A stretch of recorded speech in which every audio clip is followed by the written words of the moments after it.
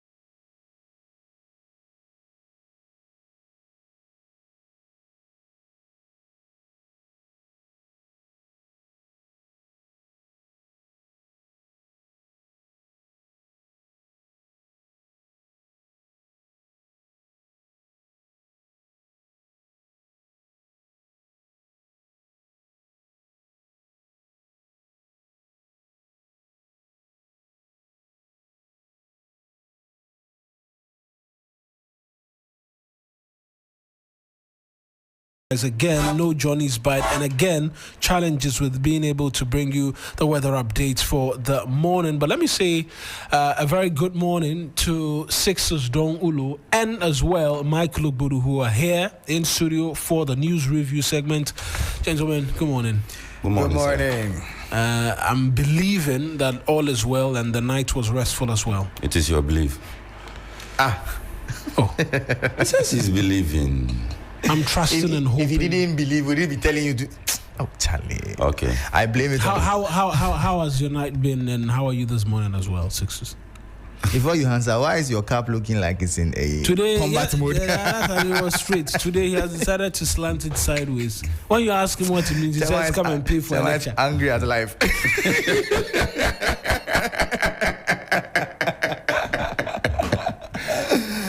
The song, no, it be take pay or say pay. Every day, guys. Take You know, What does it mean?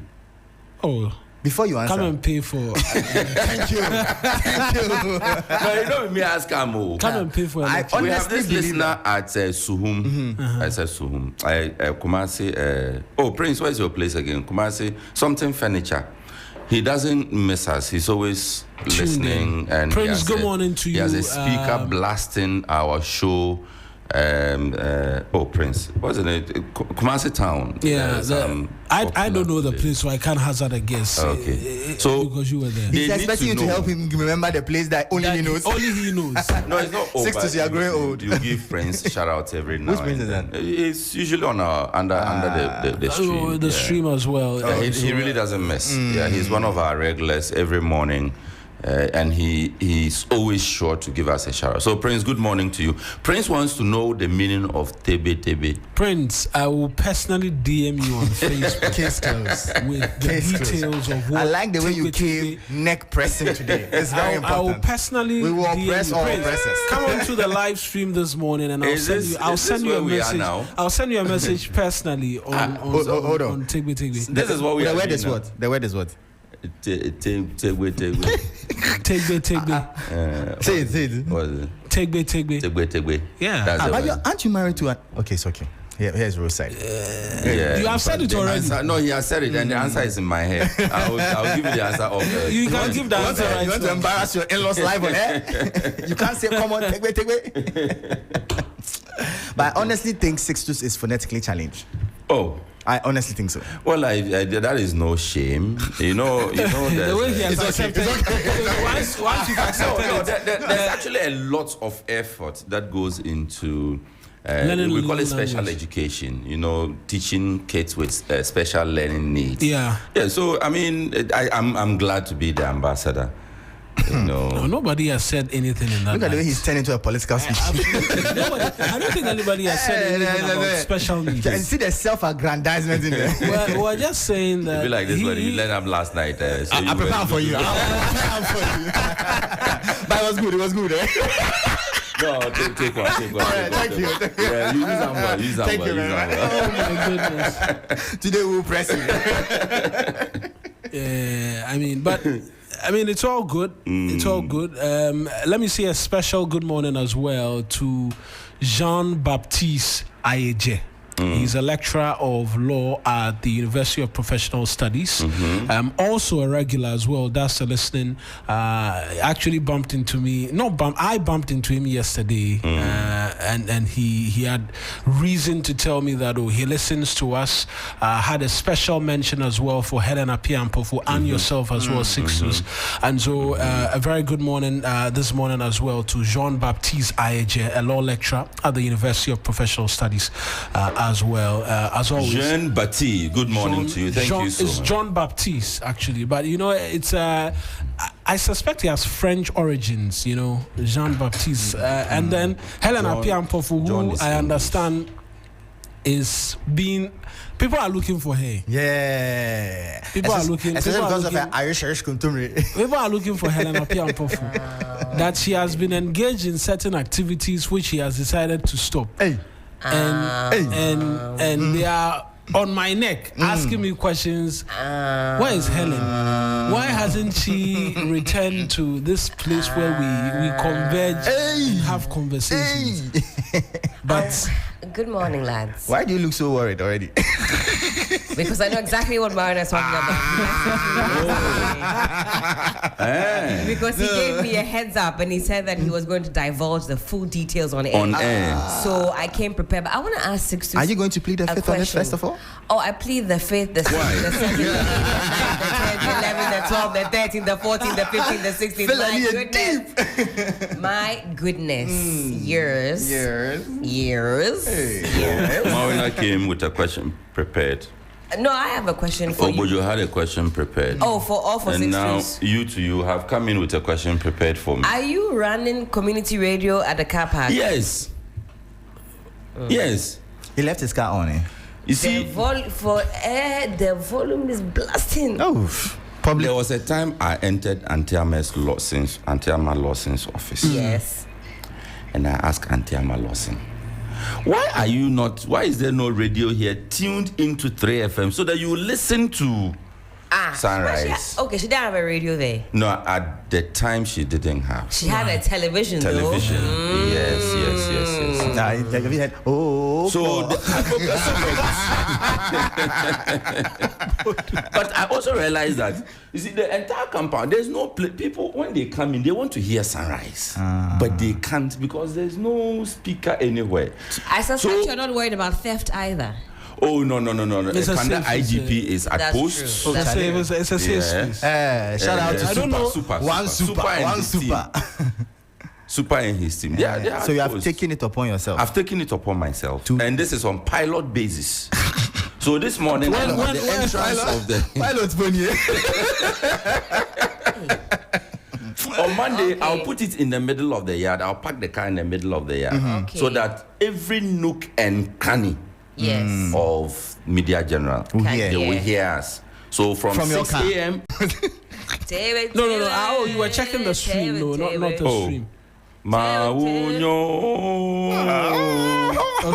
is good. That's enough. Tegbe, forever and ever. No, that's just the translation, and it's part of the song. Hey, Sixtus, I'm not critical. No, just sing the ever part. Yeah. Mawuena. Oh, I sang it. Tegbe, Mawuena. Please, this is not how the song was sung. I beg you. Let's issue a disclaimer. I beg you. Listeners, we know nothing about Sixtus singing. He's on his own. Look at this one. I was given the backing vocal. Are you sure it's the same song that you are singing? Sixtus, this is how the song is sung. Please.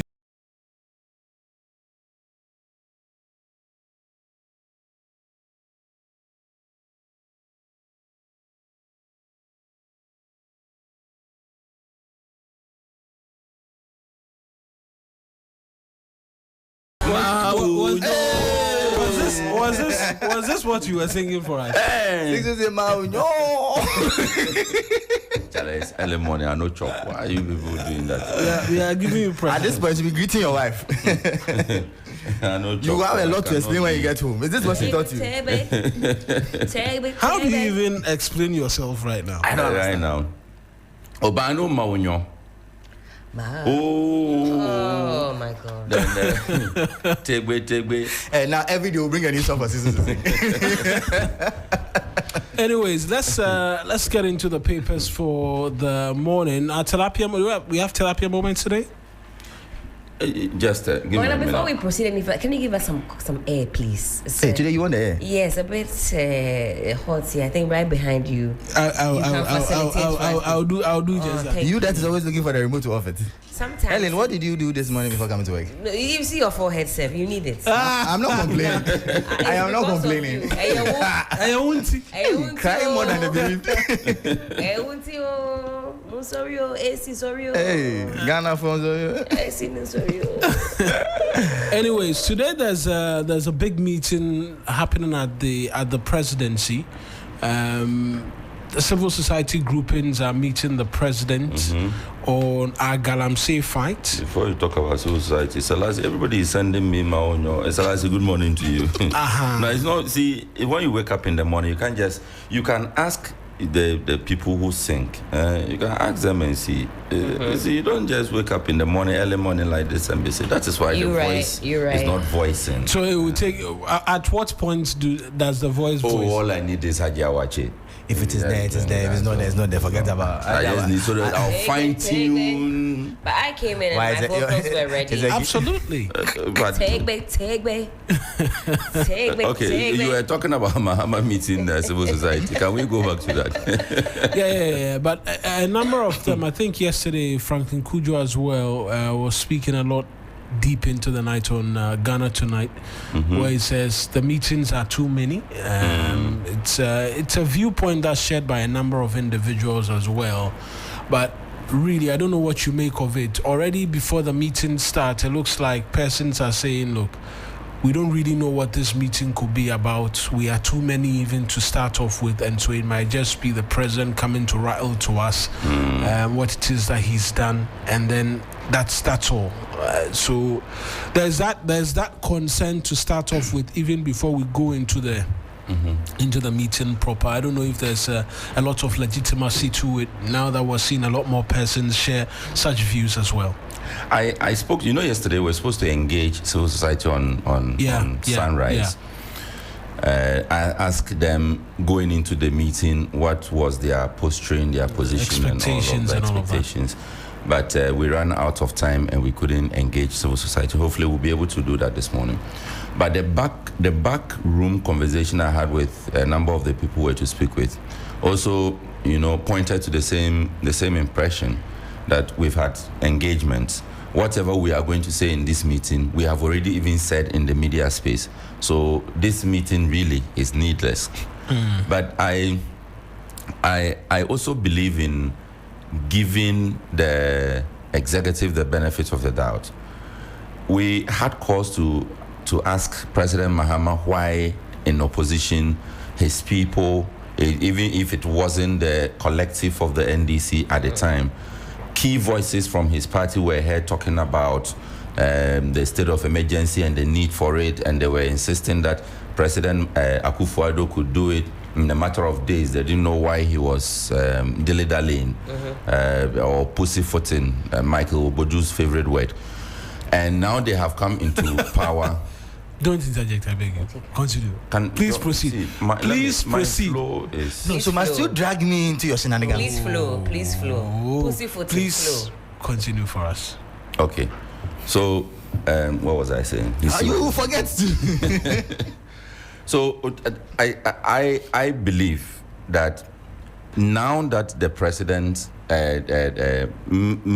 John Dramani Mahama, is now president of the Republic, in opposition, his people said something.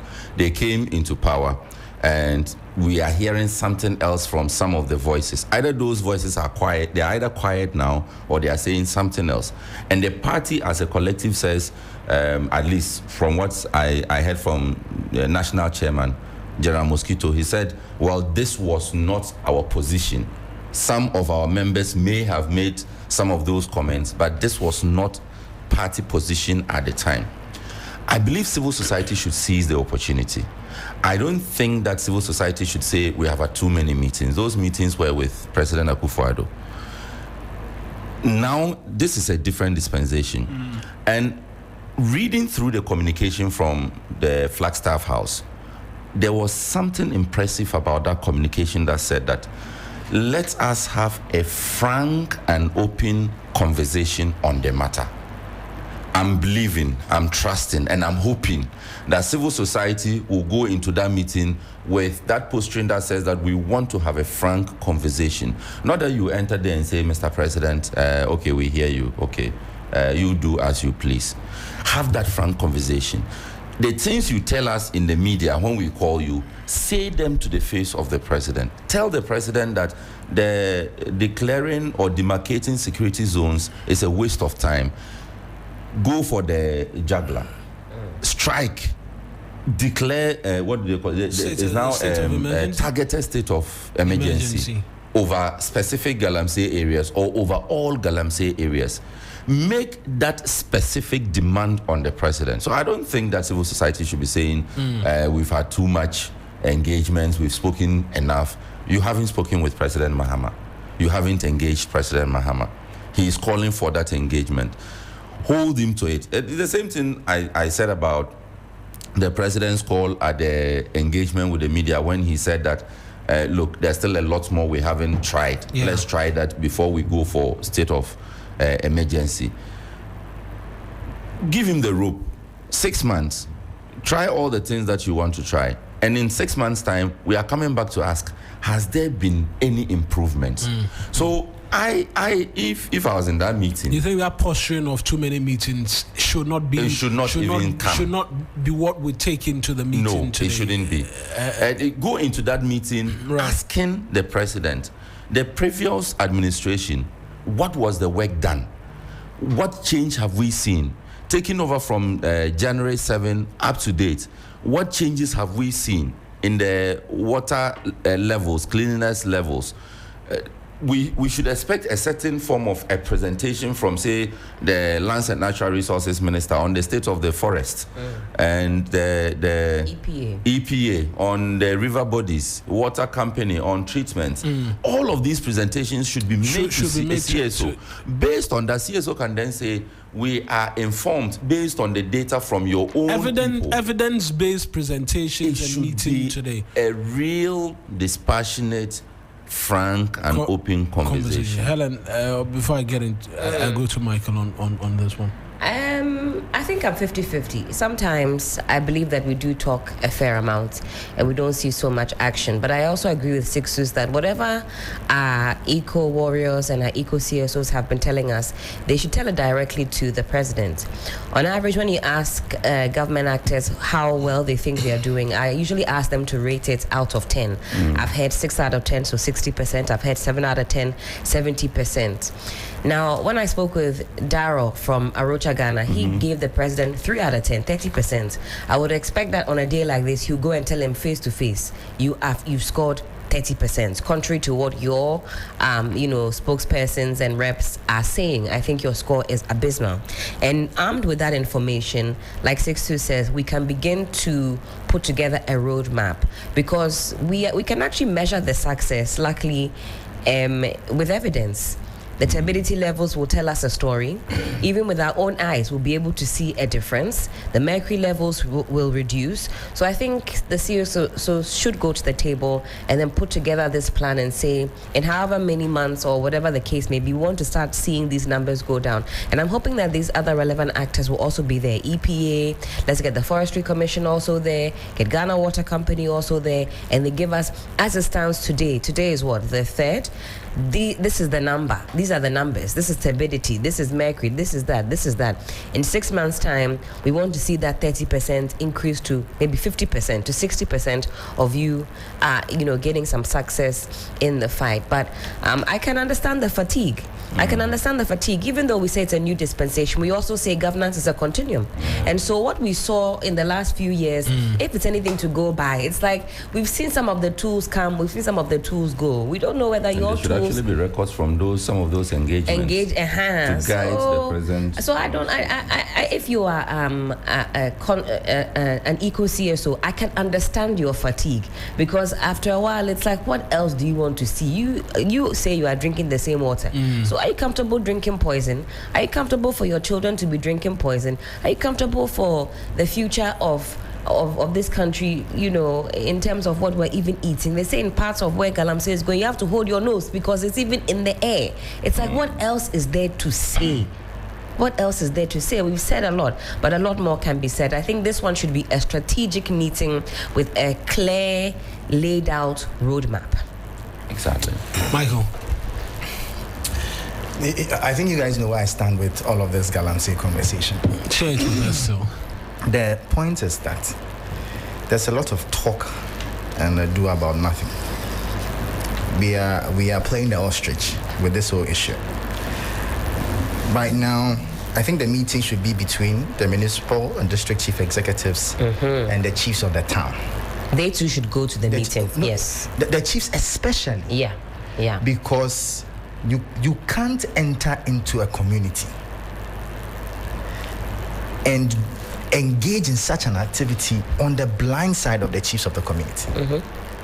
It's either they are complicit or choosing to be ignorant. In fact, Michael, small slight tackle. When we had Elikem Kotoko in the studio a few days ago, he made an allegation that now we have galamseyers and stooling chiefs. So they go into the area, they've got the weights because of the money, and they are actually stooling their chiefs. So it's like they're all in cahoots already from the foundation. So, but I'm sure there are chiefs who were not installed by galamseyers who are obviously complicit. So I agree with you, they've got to be there as well. We have to bring all of them to the table. I think this is a fair spot with CSOs, and yes. I don't want to speak for government, but I think that's the thinking. That's why it's not a mixed bag of everybody. For me, I appreciate the fact that they are trying to engage the CSOs, but the truth is that they are not the key stakeholders in this matter, even though we appreciate their voice. The chiefs, the community leaders, they are the ones pushing the campaign, championing the campaign. Yeah, I respect that. But I'm saying that if we really want to address this, these are the people we should be meeting. We should have, if we have not met already, should be meeting. So, Mike, we said the chiefs, the municipal community leaders. Okay, so now I learned also that now lands belong to families. So the family heads. Yes. Bring all of them together in one room. Lands are either owned by that'll the be family, a lot of by the state or to exactly. That'll be a lot. So there'll be a lot of people to have in a room. No, at I see time. this meeting with the CSOs as a matter of policy shaping. You see, which is one of the things they mentioned. Exactly. So when you finish shaping the policy, then the chief is also shaping the galamsey. I think I've said this on this show before. As far as the MCEs and chiefs are, in fact, MCEs are concerned, I don't think there should be any meeting. There should be an instruction. Yeah, it's a directive, straight up. Go and. If you don't do A, B will happen to you. Since I get that, if this does not happen in your area, this will happen to you. As a head of the security at the local level, and the chiefs too. And I mean, so the MMCs would then be dealing with the chiefs. And I have said again, if the chiefs make clear pronouncements, there is no way Galamsey will continue in their localities. So as far as MMCs does that not even highlight the fact that they are complicit? No, you see, we make that statement too, but I think we have to be very careful how we make that statement. Who in this question is complicit? The chief. There's a premise of my statement. If you are a chief in your community, Galamsey is happening, and you haven't spoken out against it. Doesn't that suggest where you live already? If you as a chief, no, hold on. If as a some chief, of the chiefs are also helpless actually, because we've had that conversation. The least you can do is speak up. The least you can do as a chief, as a representative of your people, as a representative of your constituents, the least you can do is at least let us hear where you stand on it. But if you tell me that you are so helpless that you can't make a statement, Lord, I beg you. Should they also be going to the police in that instance? So they have to make a report. Does a chief think about it carefully? Have our chiefs become that weak? That's really, they can't rally the community to eradicate this? Have they become that weak suddenly? Because there are guns involved, no? Let me put myself in the position of a typical chief. I don't own the land. The land is in the hands of the families. A typical chief. Now, the family heads decide what they want to do with their land. And in a lot of the areas, in a large part of Ghana, it's farming. Yeah. You are farming. Now, the family head would then allocate, or allocate is not the word I'm looking for, will then allow members of the family access to portions of the land to farm. Now, the member of the family who is farming on a particular portion of the land says that there's a new business that has come. This farming, when I farm, it takes me 1 year to reap the benefits. This new business that has come, and this statement I'm making is based on my encounter with farmers. Okay. On the report we did for Sunrise, I think a year ago. Yeah. And I think the Eastern Region correspondent yesterday also filed a similar report. Filed a report about some of the persons who helpless and all. Exactly. So the farmer says that, okay, Galamsey man, pay me this amount of money and come on the land and look for your gold. Media is the money I need to set up whatever or sort out whatever my problem is. Immediately the chief has no say in this matter. The chief, by the time the chief realizes, work is already ongoing on the land. So how do you immediately attack this chief? I don't know if you get it. So the land tenure system, it's a bit complicated, and depending on which part of the country you are, it's easy for us to say the chief must be blamed because the chief is the chief.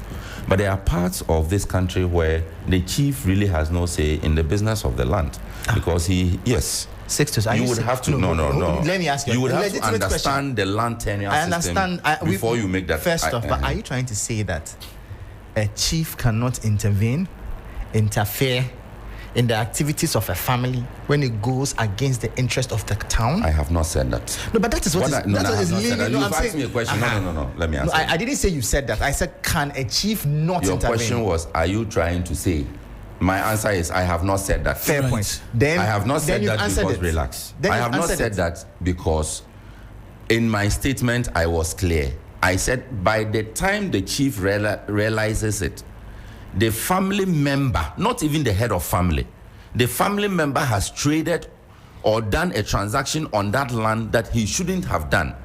That is a transaction that is not even approved by the head of family, who has control or supervision over this parcel of land that we are talking about. So my point is, we cannot hastily condemn the chiefs or expect certain action from the chief. What can we expect from the chief once he discovers that this parcel of land is being used to pollute his river bodies? As chief, then you act as chief. What do what a chief must do. Call the family to order, the family head to order. And the family head in turn will deal with the problem. Do you get it? Or the chief can then deal directly with the subject. But you cannot immediately blame the chief for something that has happened, rightly so, on his blind side. But I'm just saying that we should have the discussion in a certain understanding. I agree. I beg to differ on the blind side bit. I beg to differ on the blind side. I tend to understand what Michael is saying to a great extent, and Sixtus has explained in great detail what can happen in certain circumstances. But I believe that even in those instances, the traditional authority in the area still has a lot of power to be able to call that family in question to order and remedy it. When it comes to the attention, by which time some action would have already happened on the parcel of land. Fair point.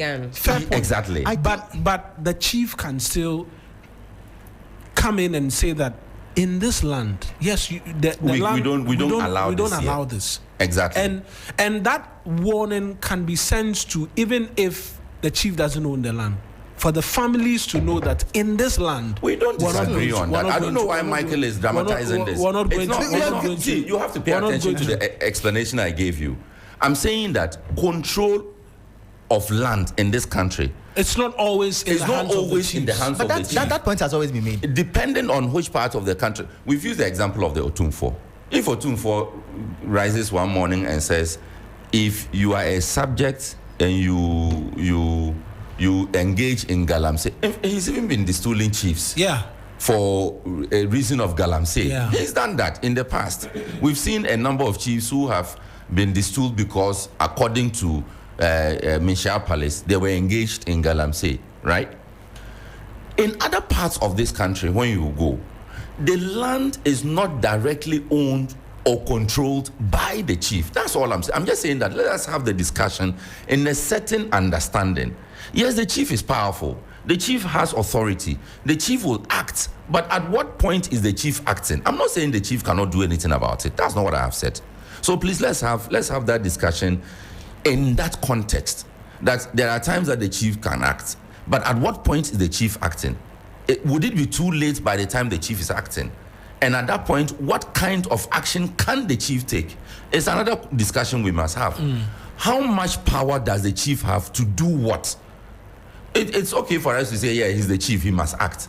But really, realistically, practically, what can the chief do? What action can the chief take? When the family possibly will be bringing the booty to his palace and be saying, Nana, this is what the small parcel of land we gave. This is how much we are making, and this is what we are also bringing to you. These are the realistic conversations or action playouts in our respective communities. And so, yes, importantly, the subject of galamsey is one that we'll continue to look at. I think we'll just go through the headlines in terms of the papers now. Before we do that, I think I need to make the final point. Tilapia. I know the reason why. Before that, I think I need to make a final point. Honestly, I think that we may be. Are we pampering our chiefs? We may be making too much excuses for them. Because for traditional They authority. need to feel the personally, heat. I understand No. that. Oh, let me finish. Hot. Because we are also finish. informing. Yes. You get Hold it. on. Let me But make my let point. him Continue. finish. You Let can- him- let him My make point it. is this. Long before all of this democracy and the likes, the chiefs held the people together.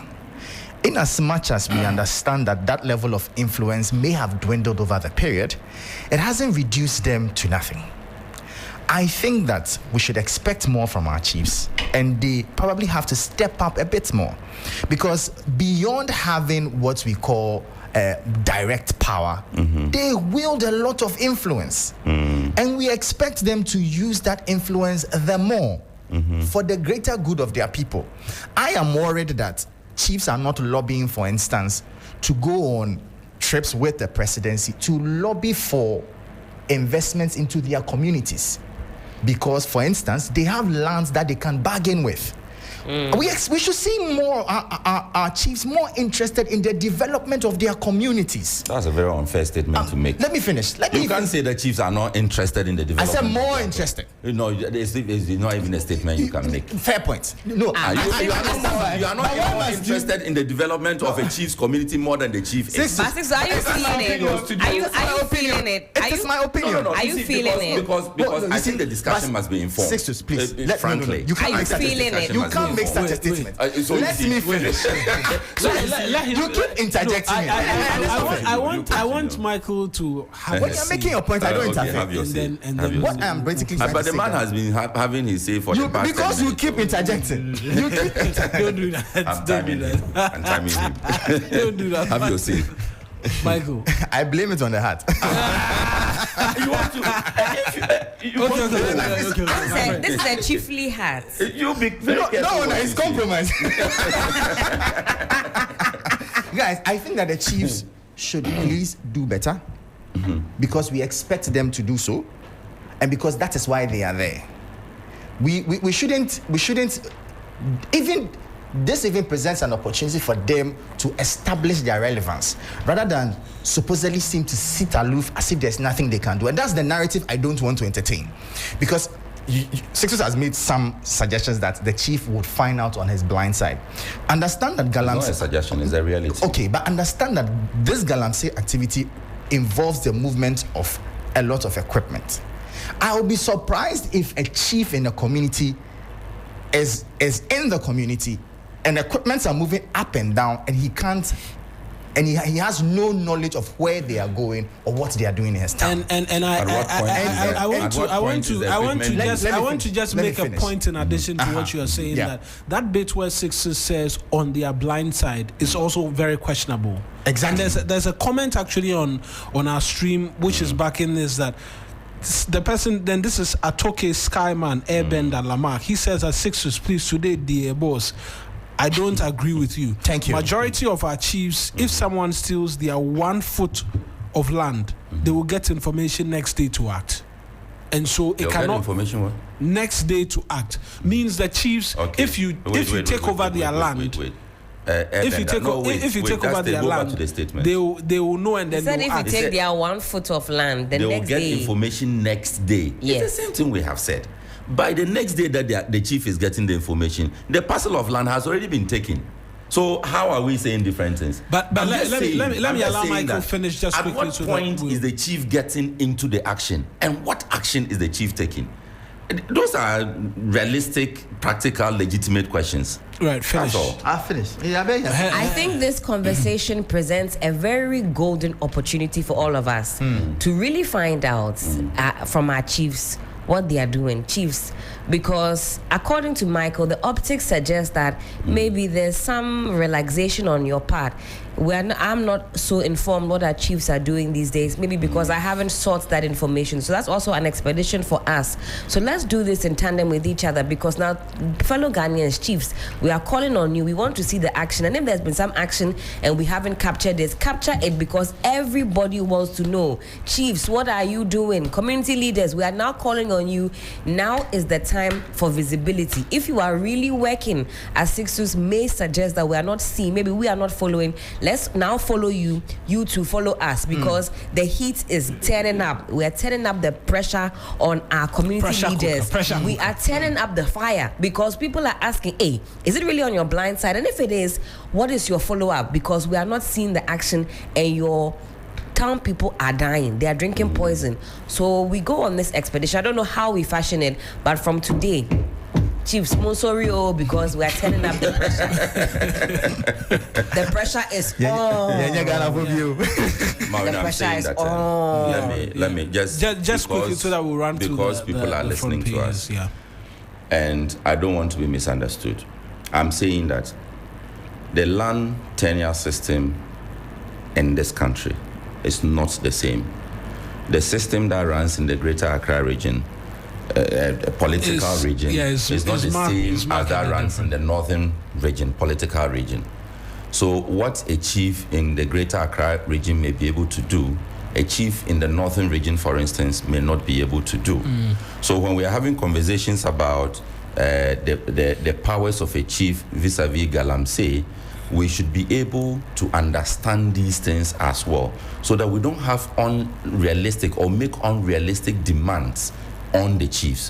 What I was picking up against is that sort of impression that the chief is not interested in the fight, or the chief doesn't even know what is happening in his backyard, or the chief is so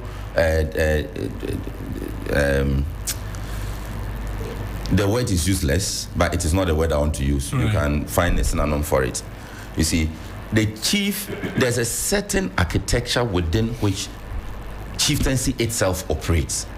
And Michael himself ended on that point, that the political framework as we have it today, is it allowing chiefs the opportunity or the space to breathe and to work as they should work as chiefs?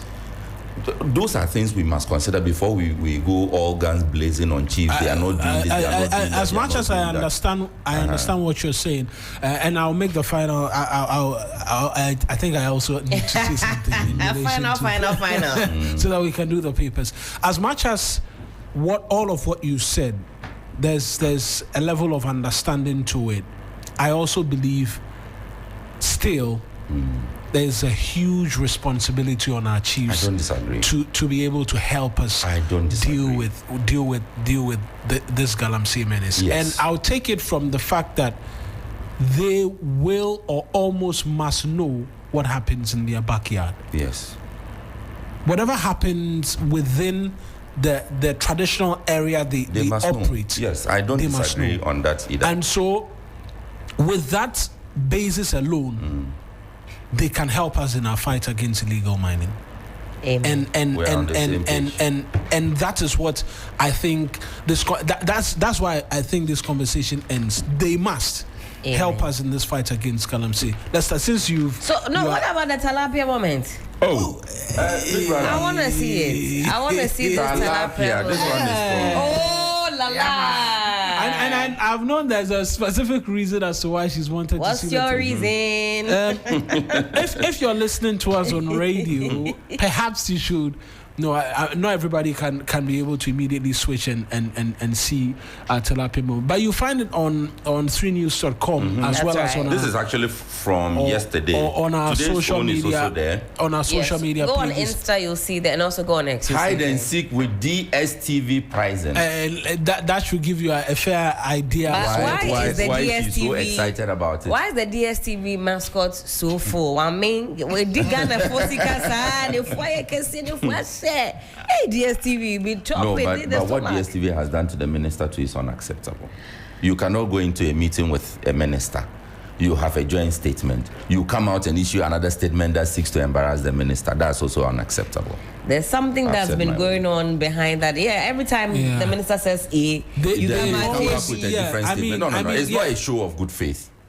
Or respect for the office of the minister. Absolutely. I agree with you. No, we shouldn't allow that. Something is not Something right. Something is not right. No. We shouldn't allow that. You can't have engagement. You have a meeting with a minister. Then you come out, you have engagements, you come out, there's a statement from the ministry on the meeting that you have had. Then you also issue another statement directly contradicting what has been said. Then you come back later to say you believe in the joint statement that was issued. I mean, that's not right. I think we should just call a spade a spade. The PR from the DSTV side of things has been very poor. Very, very poor from the get-go. There's a lack of empathy, a lack of consideration from the beginning in their statements that they've released. And it's been very, very poor. How do you tell us that one of your reasons for keeping your price up is the fact that you are not sure whether the CD will do better? They denied that. That was the first. It was in the statement. statement. It was in the statement. But they also turned around and said, "Oh, we didn't say that." It was in the statement. It was in the statement. How do you? I mean, to be very honest, they've not been respectful. They've not been respectful to the Ghanaian people. All of this conversation. Let's just say you may have your issues. They've disrespected us in ways that should not have happened. Yeah, and you may have your issues that's with the minister. That's saying it. What portion of that do we apportion to the minister's negotiation tactics? Maybe behind closed doors, there's been a bullish approach that has ruffled feathers, and that has also marred how their PR has gone. I even think behind closed doors, the bullish nature with which the minister was posturing and speaking would not have been the same when they went behind the scenes. Actually, okay, because and I'm inferring. I'm inferring. I'm not sure the minister will call you and say cut this or else. From that last press conference where he sought to say, "Oh, they are also here. Let's try and see if there is that." I mean, we weren't there, but I mean, I'm just referring from what I've had encounters with the honorable minister. On different agendas and platforms. We see him on television. We hear him on radio. There's a certain narrative that follows the honorable minister as far as his demeanor, communication style is concerned. So I don't know whether every other place we get that posturing, but behind closed doors, we will know. I wasn't there. Absolutely. I think that's also where the opposition political communication comes in. Yeah. Because there's that picture that is painted about the minister, that he is this, he is that, he this approach is not right, that is why we are where we are. Yeah. But there was a certain good intent to this whole campaign. Oh, yes. That the Ghanaian people were shortchanged. And as minister responsible for the sector, he had to act. Absolutely, I back that. So if that fight had succeeded, would the minister have been applauded? Absolutely. So because you have a certain problem with, say, the posturing of the minister, and it's not just about Sam George, let's be realistic, or a NDC ministers. It's about occupants of political office. Yes. You see, because you disagree with the posturing of the person, you condemn everything that the person has, including the subject matter. Meanwhile, that you are supposed to be the beneficiary of the action that the person, that's right, the person is taking. You get it? So I think that, yes, you may have your issues with the minister, but largely it's been very unfair to the minister and disrespectful from the other party to the minister. Not even the person of the minister, but those back-to-back statements. I don't understand. Seeking to say, "Oh no, we." And I've always held my breath every time he goes to a meeting. I'm holding my breath because I don't know what they are going to say. Because we've seen that if he says A, they come and say B, and it's not in. But guys, I think that this is another part of the issue that just keeps ringing in my head. Really, does DSTV have anything to lose in all that's happening? Remember that they are in the process of a buyout if it's not even completed. That's right, That's why I've also wondered why. Maybe that's also informing how they have nothing to lose. And we have to be protected from businesses who think that because they have nothing to lose, well, we are collateral. Today you say it. I want to be why protected. can we not have a Ghana box? What do you want to watch? You want something? You watch 3FM platform, the Sunrise on that platform. That would be nice. That would be very nice. Can we develop this? Don't we have people in this country who can develop such a platform? And we aggregate these channels. I'm sure. It's a platform that channels sit on. Yeah. Content providers sit on. Yeah. Can we not have such a thing? That's a bigger conversation we should be having. That's a bigger conversation because it's a question of monopoly. That's right. Good point there. That's right. So I did a survey on my X page to find out what people really watch on DSTV, and from the numbers I gathered, largely it's just to watch football, the international matches. See, I see somebody's looking for Sixtus. I don't know whether your community radio is in question. I think I know why the person is looking for. If please attend to your international football, I'll say this advisedly. Yeah. If this is the content that the people are interested in, why not create an avenue for instance, the nation's broadcaster to also begin to be able to air such content? It's not cheap. I will hold you right there. No, It's expensive. We don't have money. I understand that, but I say we need to. Adisa Productions is handling the Ghana Premier League. That's right now. And Adisa Production of Media General. Let them know. Let them know. APL. Yes, please. And they're doing So a great job far, at it, though. So far, we have not had any negative reviews of the production. I mean, that's been fantastic. In fact, been it has fantastic brought it brought some life into the GPL. And the only It's reason mwah. the GPL is not attractive is that there is not much attention paid to the production, the broadcasts, Yeah. and all the other things that come with it. That's how you sell. Commentary That's how and you all sell of that. a league, actually. So that is a starting point. Let's say APL does a fantastic job with the production, and GPL begins to pick up. There's a lot more eyeball on it. We begin to get the kind of attention that the EPL is getting. Yeah. Can we not have people begin to focus more on local channels? So create an alternative. Create an alternative. That's a valid one. It's a long road, but it must start. And to actually buttress what you were saying, I told you I looked at the numbers of our live views the first day the match began on our coverage, and across YouTube, X, and Facebook, we had over 17,000 people watching live.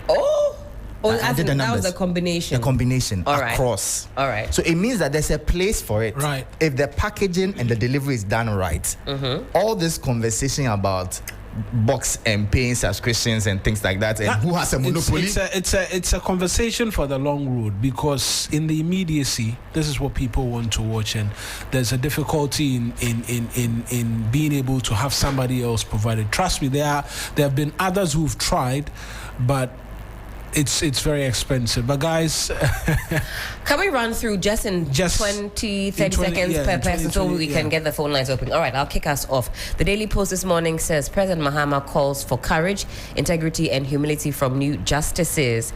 UNIDO and GEA launch U-Spark to improve MSME operations, and government increases 2025-2026 cocoa crop season price by some 400 Ghana cedis. Quickly, the Custodian newspaper, because Sixtus is tending to his community radio setup. Sack Sam George over DSTV impasse, minority to Mahama. People are saying that NDC is not giving enough scandals, so this is what we have.